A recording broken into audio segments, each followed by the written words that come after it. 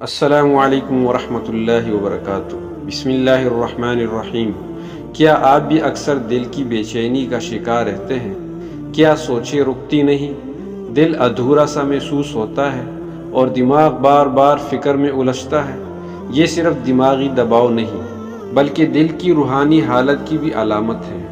دل بے چین رہنا اکثر اس بات کی نشانی ہے کہ انسان کی روح سکون کی تلاش میں ہے، مگر اس سے اصل سکون سے جڑنے کا طریقہ معلوم نہیں ہوتا۔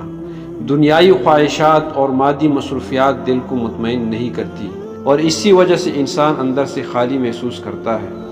دل کی بے چینی بڑھانے والے عوامل میں سب سے بڑا سبب اللہ سے دوری ہے۔ جب انسان نماز میں تاخیر کرتا ہے، قرآن یا ذکر سے دور رہتا ہے، تو دل میں ایک اندرونی خلا پیدا ہو جاتا ہے جو ہر لمحے بے چین رہنے پر مجبور کرتا ہے۔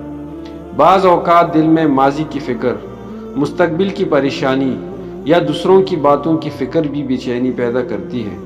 شیطان بھی اسی خلا سے فائدہ اٹھاتا ہے اور انسان کے دل میں خوف، اضطراب اور بے قراری پیدا کر دیتا ہے۔ دل کی بے چینی کم کرنے کا سب سے آسان اور مضبوط ذریعہ ذکر اور دعا ہے۔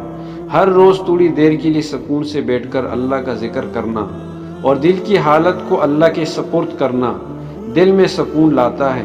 اپنے اعمال کو صاف رکھنا، غلطیوں کا اقرار اور حق العباد کی ادائیگی بھی دل کی بے چینی کو کم کرتی ہے۔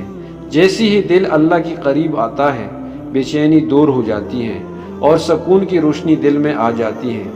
دل بے چین ہونے کا مطلب یہ نہیں کہ انسان کمزور ہے، بلکہ یہ اللہ کی طرف سے توجہ دلانے والا اشارہ ہے، اور جب اس پر عمل کیا جائے تو دل میں حقیقی سکون آ جاتا ہے۔ جزاکم اللہ خیرا کثیرا۔